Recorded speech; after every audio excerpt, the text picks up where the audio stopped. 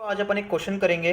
तो क्वेश्चन ये है कि एक अपने पास यूनिफॉर्मली चार्ज हेमिस्फेरिकल शेल है और अपन को इस पॉइंट ओ पर है ना इलेक्ट्रिक फील्ड का डायरेक्शन बताना है कि इस पॉइंट ओ पर जो इलेक्ट्रिक फील्ड है ना वो किस डायरेक्शन के अलोंग होगी। तो तुम्हें चार डायरेक्शन गिवन है, ये ए बी सी डी।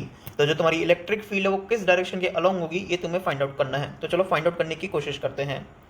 तो तुम देखो, ये अपने पास वो यूनिफॉर्मली चार्ज हेमिस्फेरिकल शेल था और ये अपना वो पॉइंट ओ है। तो इस पॉइंट ओ पर है ना मैंने इलेक्ट्रिक फील्ड के दो डायरेक्शन मान लिए हैं, मतलब बेसिकली मैंने ऑर्थोगोनल कंपोनेंट माने हैं। तो एक तो मैंने हॉरिजॉन्टल डायरेक्शन में EX मान लिया और एक मैंने वर्टिकल डायरेक्शन में EY मान लिया।